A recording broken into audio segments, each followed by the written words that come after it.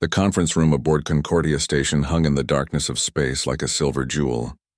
Inside, the air felt heavy with tension. Ambassador Kira Vash of the Zenithu Empire sat at the head of the long table, her forearms folded across her chest. Her scaled skin shimmered under the soft lights. Around her sat representatives from 46 other species, each one confident in their superiority. Across from them sat the humans. Just 3 of them.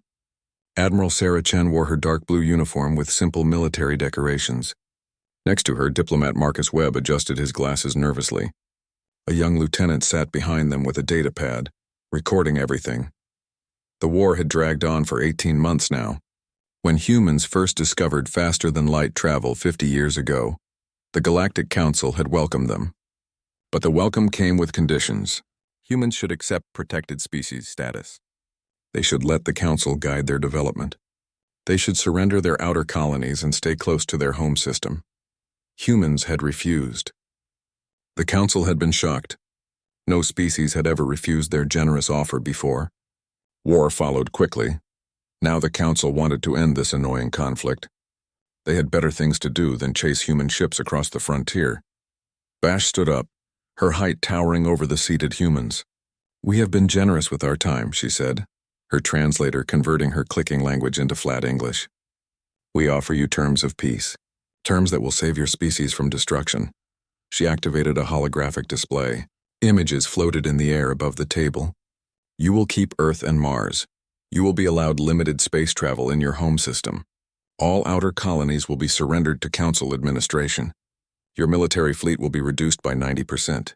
Council observers will monitor your government to ensure compliance with galactic law." Marcus Webb started to speak, but Vash raised one hand to silence him. "These terms are not negotiable. They are the mercy we extend to young species who do not yet understand their place in the galaxy." Admiral Chen leaned back in her chair. Her face showed nothing. She had played poker with some of the toughest military minds in human space. She knew how to wait. "We have prepared a counter-proposal," Marcus said, sliding a data chip across the table. Vash picked it up with 2 fingers, as if it might be contaminated. She inserted it into the holographic reader. The Council representatives leaned forward to read. The human proposal was simple. Both sides would recognize each other's sovereignty. They would establish clear borders. They would open trade negotiations. They would exchange ambassadors. They would sign a mutual defense pact against external threats. For a moment, the room was silent. Then Vash began to laugh. It was not a pleasant sound. Her clicking laughter was joined by others around the table. The Korthian Admiral Thex kept a straight face, but his eyes showed amusement. Scholar men of the Peculian Collective chittered softly. "You negotiate as if you were our equals," Vash said, still laughing. "You have 800 ships. We have tens of thousands. You have 50 years of space travel.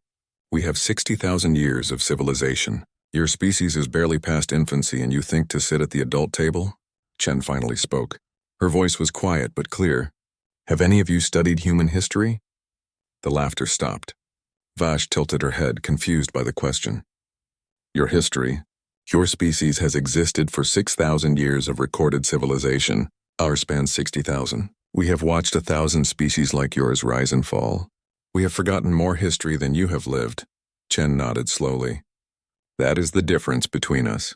"What difference?" Vash demanded. "You have forgotten," Chen said. "We remember." Vash waved one hand dismissively. "Your primitive wars mean nothing in the context of galactic civilization. You fight with chemical explosives and kinetic weapons. You barely understand quantum mechanics. Your largest ship would be considered a patrol craft by our standards." "Then you should accept our proposal," Marcus said. "If we are so insignificant, what does it cost you to recognize our sovereignty?" "Principle," Vash replied coldly. "The Council maintains order through hierarchy. Every species has its place. Young species must learn humility before they can be trusted with freedom. It has been this way for 10,000 years. It will continue to be this way." Chen stood up. The sudden movement made several Council representatives reach for weapons that were not there. She picked up her datapad and began packing her materials. "What are you doing?" Vash asked. "Leaving," Chen said simply. "We came here to negotiate." "You came here to dictate. There is nothing more to discuss." Vash's skin flushed a darker blue, a sign of anger in her species. You would walk away from our generous offer? Your offer is not generous, Chen said. It is surrender dressed in polite language. Humans do not surrender. Then you choose extinction, Vash said. She activated another holographic display. Images of massive warships filled the air. Thousands of them. Dreadnoughts the size of cities. Carrier groups that could blockade entire solar systems. Weapons that could crack planets. This is what awaits you if you refuse our terms, Vash continued. We have assembled the largest fleet in Council history. 2,400 capital ships, 6,000 support vessels. Enough firepower to sterilize every human world in a matter of weeks. You have 72 hours to accept our terms. After that, we will demonstrate why young species should learn respect. Marcus looked pale. The young lieutenant had stopped taking notes, staring at the impossible display of military might. Chen looked at each council representative in turn. She made eye contact with Admiral Thex, who met her gaze steadily. She looked at scholar men who seemed uncomfortable with the threats. She finally looked back at Vash. 72 hours, Chen repeated. Very well. You will have our answer. She turned and walked toward the exit. Marcus and the lieutenant hurried after her. The door slid closed behind them with a soft hiss. Vash settled back into her seat, looking satisfied. That went well, she said to the other council members. They understand now. They will accept terms. Admiral Thex frowned. Something troubles me about the human admiral. What? Vash asked. She did not seem afraid, Thex said quietly. She saw our fleet. She knows they cannot win, but she showed no fear. Humans are good at hiding their emotions, scholar men offered. It is a survival trait they developed. Perhaps, Thex said, but he continued to frown. Outside the conference room, aboard the human shuttle back to their fleet, Marcus finally spoke. Admiral, they are going to destroy us. Did you see those ships? We cannot possibly— I saw them, Chen interrupted. I also saw something more interesting. What? They think this war is about ships and weapons, Chen said. She looked out the viewport at the stars. They have forgotten what war really is. They have made it into a game with rules and honor codes. They fight like it is a sport. And we do not? The lieutenant asked quietly. Chen turned to look at them both. We invented total war. We invented weapons so terrible we agreed never to use them. And we built them anyway. We invented the concept of mutually assured destruction and lived with that threat for generations. We have fought wars that killed tens of millions of our own people, and we kept fighting. She pulled up a datapad and began typing rapidly. They want our answer in 72 hours. They will get it, but I do not think they will like what we have to say. Marcus watched her work. What are you doing? Preparing a history lesson, Chen said. They said they have forgotten more than we have learned. Let us see how they feel about remembering. 72 hours passed slowly for the Galactic Council fleet. 2,400 warships waited at the border of human space. They hung there like birds of prey. Weapons powered up, shields ready. Every commander expected the same thing. A message of surrender from Earth. Perhaps some last-minute begging. Maybe an attempt to negotiate better terms. Admiral Vash stood on the bridge of her flagship, the Eternal Victory. The ship was 3 kilometers long, bristling with weapons that could reduce asteroids to dust. Around her, the bridge crew worked quietly at their stations. The main view screen showed the deployment of council forces in perfect formation. Any response from the humans? Vash asked her communications officer. Nothing yet, Commander. We are approaching the 72-hour mark. Vash felt a flicker of annoyance. Humans had no sense of punctuality. She wondered if they would drag this out until the last possible second, trying to squeeze out any advantage they could find. Commander, the communications officer said suddenly, we are receiving a data transmission. From Earth? Yes, Commander. But it is very large. How large? 17 terabytes, Commander. It is compressed data. Video files, text documents, tactical analyses, historical records. Is it a virus? Vash demanded. The security officer shook his head. I have scanned it. No malicious code detected. It appears to be exactly what it claims to be. Information. Play it, Vash ordered. The view screen changed. Instead of showing the fleet formation, it now displayed a human woman. Admiral Chen stood in what appeared to be a museum. Behind her were display cases filled with strange objects. Primitive weapons, uniforms, flags, and banners from civilizations long dead. Greetings, Ambassador Vash, Chen said. Her voice was calm. You asked for our reply to your ultimatum. Here it is. Vash felt something cold in her chest. This was not a surrender message. You said at our meeting that you have forgotten more history than we have lived. Chen continued. You mocked our 6,000 years of recorded civilization compared to your 60,000. You were correct about one thing. We are a young species, but you were wrong about what that means. Chen walked slowly through the museum, the camera following her. She stopped at a display case containing ancient swords and armor. Humans have been fighting wars since before we built cities. We have records going back 6,000 years. Before that, we fought for another 100,000 years. We just did not write it down. On Vash's bridge, the communications officer spoke urgently. Commander, this transmission is being broadcast on all council frequencies. Every ship in the fleet is receiving it. I cannot block it. What? Vash spun around. How is that possible? I do not know, Commander. The signal is coming from multiple sources. It has also been transmitted to every council homeworld. It is playing on public networks across the galaxy. Vash felt her scales prickle with alarm. How had humans penetrated their communication systems? On the screen, Chen had moved to a new display. Maps showed empires rising and falling. The Mongol Empire, Chen said. 13 million square kilometers conquered in less than a century. They killed approximately 40 million people, which was 11% of the world's population at that time. They pioneered psychological warfare. They would spare one city and massacre the next. Soon cities would surrender without a fight, terrified of what might happen if they resisted. The display changed. Images of mechanized warfare filled the screen. Tanks rolling across muddy fields. Aircraft dropping bombs. Cities burning. The world wars, Chen said. Industrialized slaughter on a scale we had never seen. In World War I, 10 million soldiers died. In World War II, we expanded our definition of acceptable targets. We bombed civilian populations deliberately. We invented weapons that could kill 100,000 people in a single explosion. We used them twice, Vash watched in growing horror. The tactics Chen described were barbaric, uncivilized. No council species would ever target civilians deliberately. There were rules, honor codes, ways that civilized beings conducted warfare. The Cold War, Chen continued. For 50 years, two human nations aimed weapons at each other that could destroy all life on our planet. We called it mutually assured destruction. Both sides would die, but neither side would back down. We lived with the threat of total extinction for 2 generations. Our children grew up knowing they might not see tomorrow. And we did not surrender. Chen stopped walking. She stood in front of a display that showed modern weapons, missiles, warships, the tools of contemporary human warfare. You showed us your fleet of 2,400 ships. You thought it would frighten us into submission. Instead, let me show you something. The screen split. Half continued to show Chen. The other half displayed tactical information. Battle plans, supply routes, defensive positions. This is the Battle of Kepler 7, Chen said.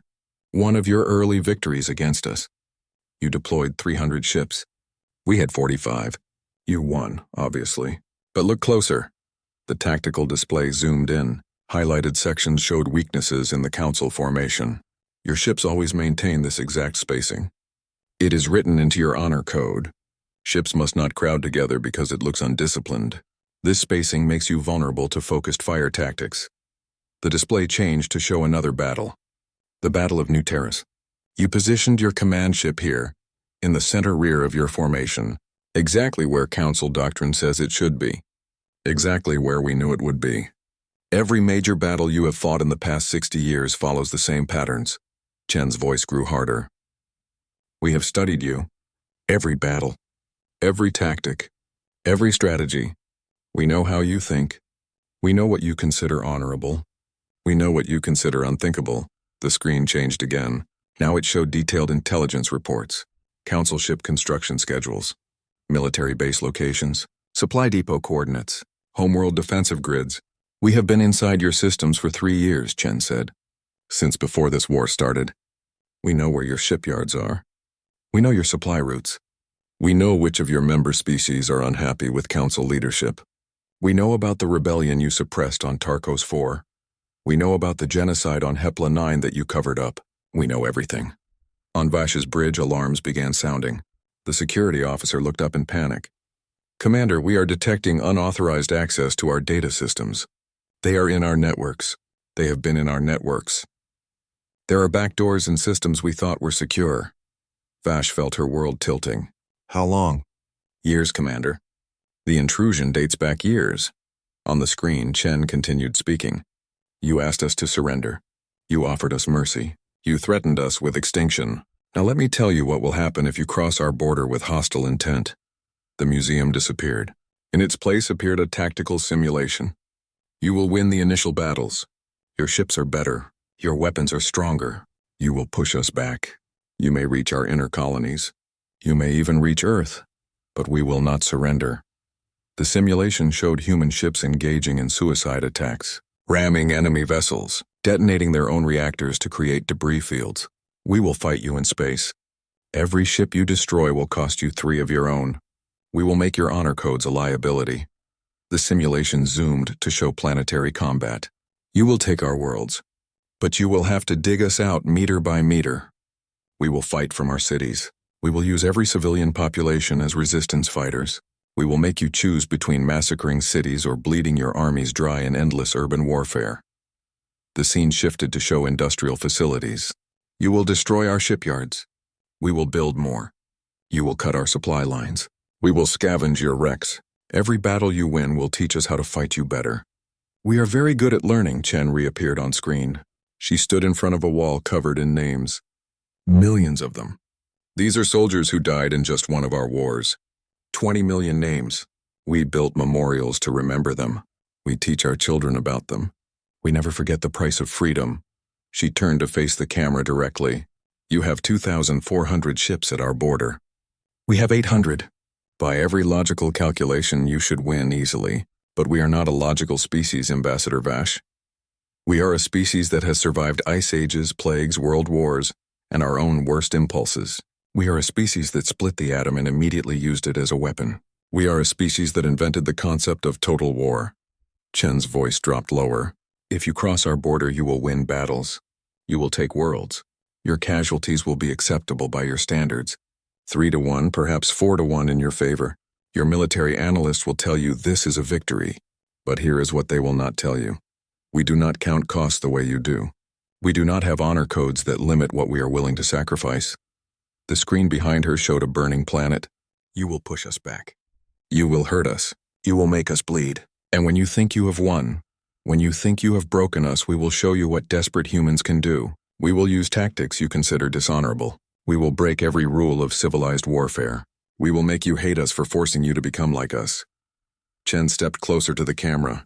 This is not a threat. This is a promise. This is what our history teaches us. The emergency council session began 6 hours after the human transmission ended. The Grand Chamber on Thalos Prime had hosted 10,000 years of debates. Its crystalline walls had witnessed the rise and fall of civilizations. Now it filled with the loudest arguing anyone could remember. Scholar men of the Peculian Collective stood at his position, his tentacles waving in agitation. We must reconsider our approach. The humans have demonstrated capabilities we did not know they possessed. They have been inside our systems for years. Years? What else do they know? What else can they do? Ambassador Vash slammed one of her forehands on the podium. They have demonstrated only one thing. They are dangerous and must be destroyed immediately. Every moment we hesitate gives them time to prepare more surprises. More surprises like what? Admiral Thex of the Corthian Confederacy asked quietly. Unlike the others, he had not raised his voice. He stood at his station reviewing data on a holographic display. I have spent the past 6 hours analyzing their transmission. The tactical information they revealed was accurate. The intelligence on our operations was real. They truly have penetrated our deepest security. Which proves my point, Vash said. They are a threat to Council security. We cannot allow such a dangerous species to exist. They have been inside our systems for 3 years. Thex continued, still speaking calmly. They could have sabotaged our ships. They could have destroyed our shipyards. They could have assassinated Council leaders. They did none of these things. They simply watched us. And when we threatened them with extinction, they showed us what they knew. This is not the behavior of a species seeking conquest. This is the behavior of a species seeking respect. They threaten us with barbaric warfare, Vash shouted. They promise to use civilian populations as weapons. They brag about their willingness to die. This is not civilized behavior. No, Scholar Men said softly. It is not. But it is honest. They told us exactly what they will do. They gave us a choice. They even gave us time to make that choice. These are not the actions of an enemy bent on destruction. The chamber erupted in argument. The 47 council species had never been so divided. Groups formed quickly as representatives clustered together, debating in heated whispers. Security Chief Rax, a massive insectoid being, rose to speak. The chamber gradually quieted. Rax rarely spoke, but when he did, people listened. I have completed my investigation into the security breach. The results are disturbing. Everyone waited. Even Vash stopped her pacing. The humans did not hack our systems through technical means, Rax said. They used social engineering. They infiltrated our society.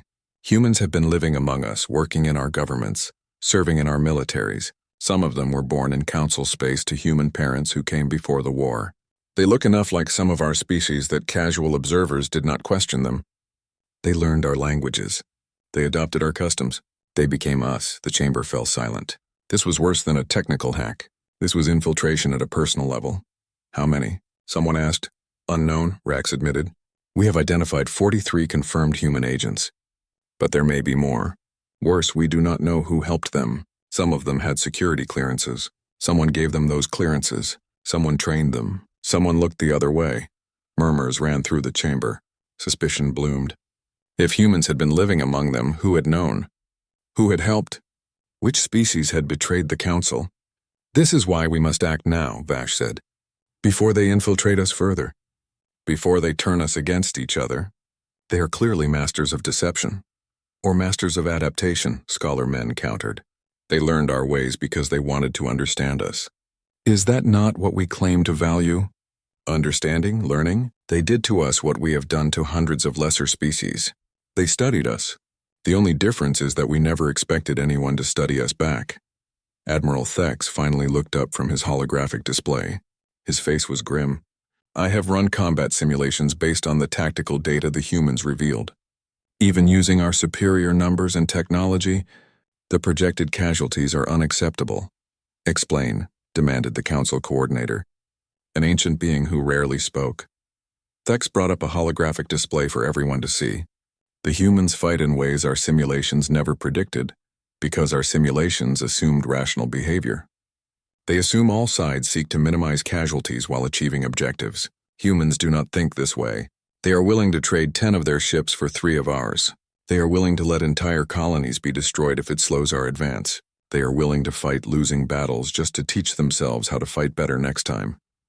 The display showed spreading red across council-controlled space.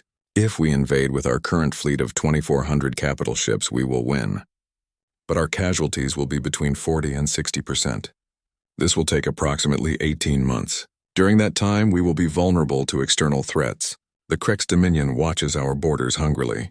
The Thane Confederacy has never accepted council authority. If we lose half our fleet fighting humans, we invite disaster.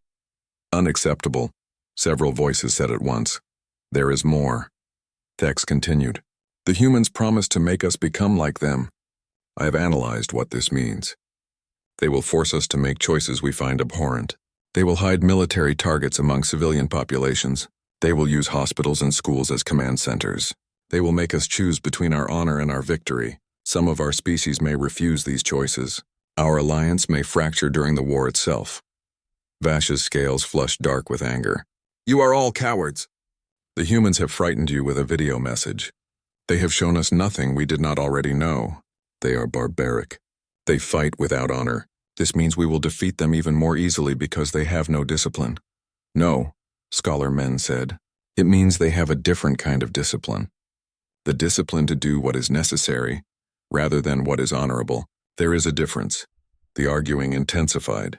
3 clear factions had formed in the chamber. The Hawks, led by Vash, wanted immediate invasion. They saw the human message as proof that humanity was too dangerous to leave alive. They argued that hesitation would only make humans stronger. Better to strike now while council forces were assembled and ready. The Doves, led by Scholar Men, wanted to return to negotiations.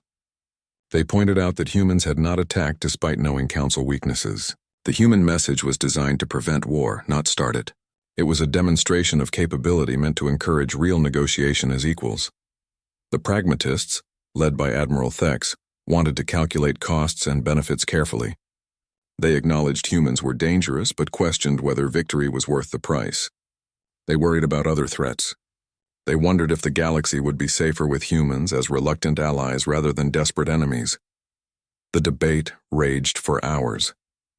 Species that had been allies for thousands of years found themselves on opposite sides. Ancient friendships fractured over the human question. During a break in the session, Scholar Men approached Admiral Thex privately. "You have been very quiet about your true opinion." Thex looked at the scholar carefully. "I am a military commander. I do what the council decides, but what do you think?" Thex was silent for a long moment.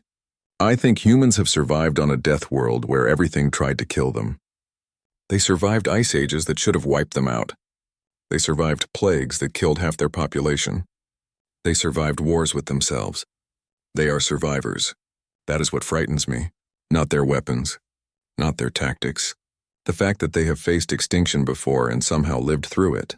So we should negotiate. I think we should recognize that some species cannot be conquered, only destroyed. And destruction is expensive." Thex paused. "I also think humans gave us this time deliberately. They know we would argue. They know we would divide. They are counting on it. This is psychological warfare. They want us to defeat ourselves. Scholar Men considered this. Then we should not give them what they want. Perhaps we should give them what they want because it is also what is best for us." The session resumed. The council coordinator finally spoke after listening to hours of debate. "We will vote in 10 days. This gives us time to gather more intelligence, time to assess our options properly. Until then, both fleets will maintain their current positions. No hostile actions will be taken by either side. Security Chief Rax will continue investigating the infiltration. Admiral Thex will continue tactical assessments. Scholar Men will prepare analysis of negotiation options. Ambassador Vash will prepare invasion plans. In 10 days, we decide." The chamber emptied slowly. Council members left in clusters, still arguing. The unity that had held the council together for 10,000 years showed its first real cracks. In human space, Admiral Chen received reports of the council's reaction. "It is working," Marcus said. "They are fighting among themselves." Chen nodded but did not smile. "The dangerous part comes next. Cornered animals are unpredictable. Some of them will want to attack immediately.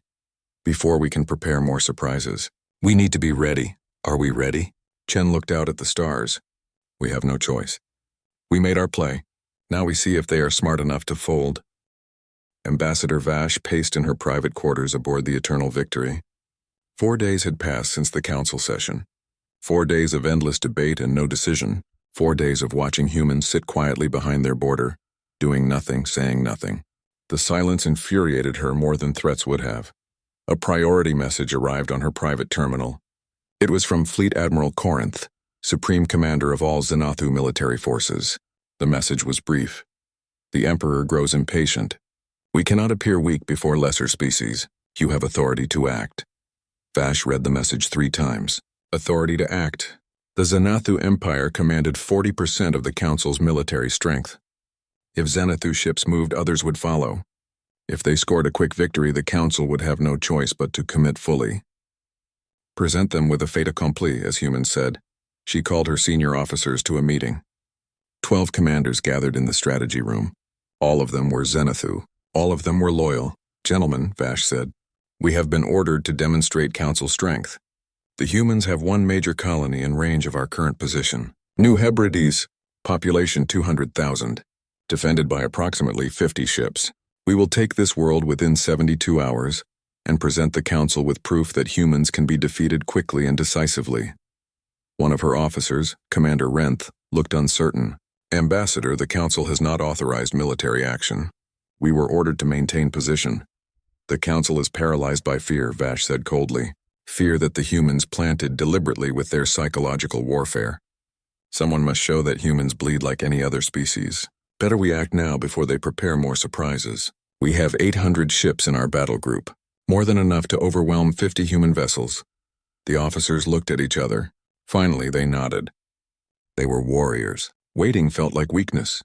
The Zenithu battle group crossed the border 6 hours later. 800 ships moving in perfect formation toward New Hebrides. Vash expected the humans to run. 50 ships could not stand against 800. Any rational commander would evacuate and retreat. The humans did not retreat. Admiral James Kowalski commanded the defense of New Hebrides. When his sensors detected the incoming fleet, he immediately broadcast a message to the colony below. This is not a drill. Hostile fleet inbound. 800 ships. Evacuation is impossible. We do not have enough transport for the civilian population. All military personnel report to stations. All civilians proceed to designated shelters. He looked at his bridge crew. Young faces. Some of them had never seen combat. They outnumber us 16 to 1. By every calculation, we should lose in less than an hour. Fleet command suggests we evacuate.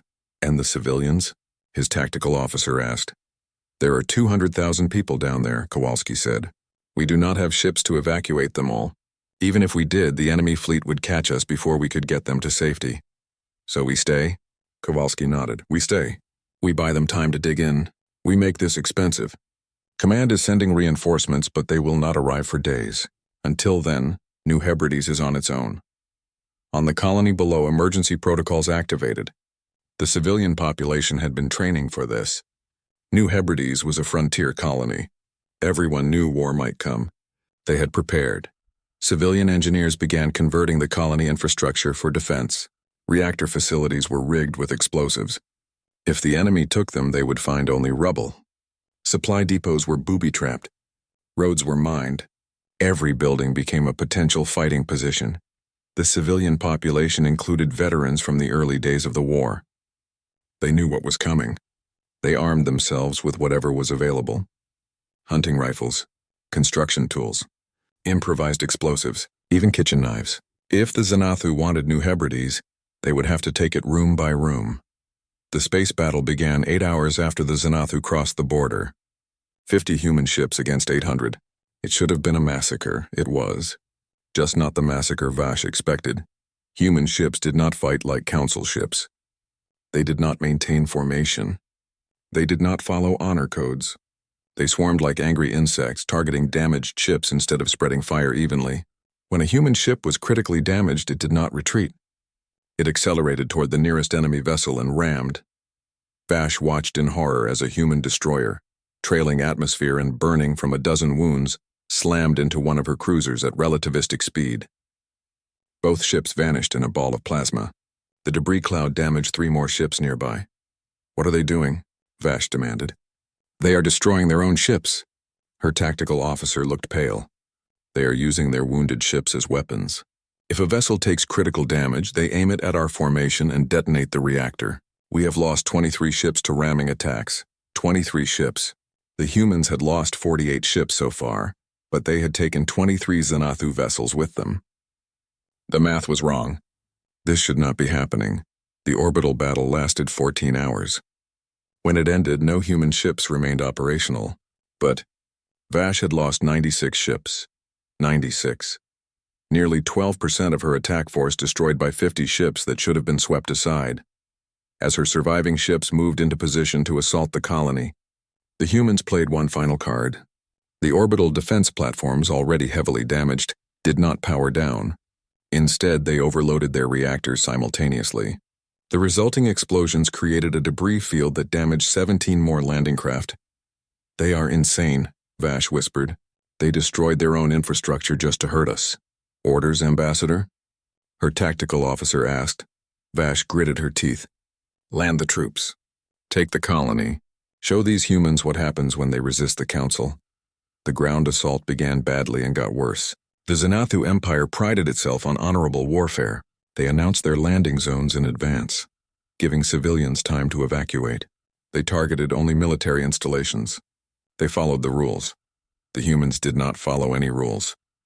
Landing craft touched down in designated zones and immediately took fire from civilian buildings. Zenithu troops advanced carefully, trying not to cause unnecessary damage. Human fighters popped up from underground tunnels, fired and disappeared. Buildings exploded when Zenithu soldiers entered them. Roads collapsed into pit traps. Nothing was what it seemed. Commander Renth led the assault on the colony's primary city. His troops were the finest warriors in the Xanathu Empire. They had trained for urban combat, but they had trained for combat against opponents who fought honorably. A group of Xanathu soldiers entered what appeared to be an abandoned hospital. Medical facilities were protected by council law. They could not be targeted, but as the soldiers moved through empty corridors, explosives hidden in the walls detonated. 30 soldiers died. The survivors found bodies of human medical staff in the rubble. They had stayed behind to trigger the explosives manually. They had killed themselves to kill enemy soldiers. "This is not warfare," Renth said to his surviving troops. "This is madness," but the madness continued. Human civilians fought alongside soldiers. Children as young as 12 served as scouts and messengers. Old people operated communication equipment and built barricades. The entire population resisted. Xanathu troops were trained to minimize civilian casualties. Human defenders used this against them. They fought from schools and hospitals. They hid weapons in places of worship. They made every target a moral dilemma. The Xanathu advance slowed to a crawl. What should have taken 3 days took 3 weeks. Every building had to be cleared. Every room might contain an ambush. The humans did not wear uniforms. Soldiers looked like civilians. Civilians fought like soldiers. Worse, the humans did not surrender even when trapped. They fought until they were killed or until they ran out of ammunition. Then they fought with makeshift weapons. Then they fought with their bare hands. Xanathu soldiers began to dread close combat because humans would not stop fighting even when wounded. The psychological toll mounted. Xanathu warriors were taught that honorable enemies deserved respect. But how could you respect an enemy who hid among civilians? How could you honor an opponent who booby-trapped medical facilities? How could you show mercy to people who refused to accept it? Some Xanathu troops began to break under the strain. They started shooting first and asking questions later. They started destroying buildings rather than clearing them. They started treating all humans as combatants because any human might be a fighter. Commander Renth watched his troops becoming the thing they hated. They were losing their honor trying to fight an enemy who had no honor. 3 weeks after the invasion began, New Hebrides fell. The last pocket of organized resistance surrendered when they ran out of ammunition. 200,000 civilians had been reduced to 60,000 survivors. Xanathu casualties totaled 48,000 dead and 82,000 wounded. Vash stood in the ruins of the colony's capital city. Smoke still rose from burning buildings. Bodies lay in the streets. Her beautiful ships hung in orbit, damaged and bloodied. She had won. The colony was hers, but it felt like defeat. A message arrived from Admiral Chen. It was broadcast on all frequencies so Vash's entire fleet could hear it. 6 months of war had changed the galaxy forever. The beautiful formations of council fleets were gone, replaced by scarred warships limping between battles. The confident predictions of quick victory had died along with 400,000 council troops. The certainty that civilization would triumph over barbarism had crumbled in the ruins of a dozen occupied worlds. Admiral Thex stood on the bridge of his flagship, studying casualty reports. The numbers were obscene. The Council had deployed 8,000 ships in total across multiple fronts. They now controlled 60% of disputed territory. By any objective measure, they were winning, but winning felt like losing. "Report," Thex ordered his intelligence officer. "Sir, we have secured the colony world New Athens after 17 days of fighting. Enemy casualties estimated at 90,000 civilians and military combined. Our casualties, 22,000 dead, 41,000 wounded. The colony infrastructure is 60% destroyed. It will require decades to rebuild. The garrison force required to hold the world is estimated at 50,000 troops due to ongoing insurgency." Thex did not respond. He moved to the next report. "The colony world Bradbury has been under occupation for 4 months. Insurgent activity has not decreased. We are losing an average of 200 troops per week to ambushes, booby traps, and suicide attacks. The human population refuses to cooperate with occupation authorities. Food production has ceased. We are having to import supplies to feed both our garrison and the surviving civilians." Report after report told the same story. The Council was winning battles and losing the war. Every colony they took required a massive garrison. Every garrison bled troops to endless insurgency. Every week of occupation cost more than the initial battle. Meanwhile, human counterattacks targeted Council civilian infrastructure. Not civilians themselves, but the economic systems that supported them. Mining colonies found their equipment sabotaged. Trade stations were destroyed by hit-and-run raids. Shipping routes became dangerous. 3 council species were facing economic recession. 2 were approaching famine as agricultural supplies were disrupted. The war had cost the council 1.2 million military casualties. Humans had lost far more, perhaps 15 million civilians and military combined. But the humans kept fighting. Every world, every city, every building. They never stopped. Thex received a priority message from Thalos Prime. It was marked classified. He opened it in his private quarters. Scholar Men's face appeared on the screen. "Admiral, we need to talk. Privately. What I am about to show you has been classified by the council leadership, but you need to see it." The screen changed. It showed documents. Intelligence reports. Historical records. "Do you know what the council has been hiding?" Men asked. Thex waited. "The humans released 50,000 years of suppressed council history into the galactic network. It is spreading through civilian populations faster than we can contain it. Evidence of atrocities, species genocided to prevent them from becoming threats. Technological development suppressed to maintain council supremacy. Rebellions crushed with brutal efficiency. Everything we told ourselves we were too civilized to do." Thex felt ice in his stomach. "How bad?" 12 council protectorate worlds are in open rebellion. They saw what humans are accomplishing despite inferior numbers. They see opportunity in council weakness. 6 member species are questioning their allegiance. The council is fracturing, Admiral. The humans knew this would happen. They have been planning it for years. "Why are you telling me this?" "Because you are pragmatic," men said. "Because you understand that we are destroying ourselves. Because someone needs to stop this before there is nothing left to save." The humans are willing to talk. They have been sending quiet messages through back channels. They want to negotiate. But the Hawks will never agree. Vash has too much political power. She demands total victory even if it costs everything. "What are you suggesting?" "A coup," men said simply. "Remove the Hawks from power. Arrest them for unauthorized warfare and endangering council security. Put pragmatists in charge. Negotiate an actual peace. Give humans what they wanted from the beginning. Recognition as equals." Thex was silent for a long time. What men suggested was treason. It was also the only logical course of action. "How many support this?" Thex asked finally. "Enough. 23 species will back us. We have evidence that Vash deliberately provoked the war by attacking New Hebrides without authorization. We have proof that the Hawks have been suppressing casualty reports and economic damage assessments. We have documentation showing they knew the war would be costly, but proceeded anyway for political reasons. When? Soon, but we need your support. The military respects you. If you back the coup, others will follow." Thex looked at the casualty report still displayed on his secondary screen. 400,000 dead. Millions wounded. Entire economies collapsing. For what? To prove council superiority? To maintain a hierarchy that was already crumbling? "I am in," Thex said. "What do you need me to do?" The coup happened 3 weeks later.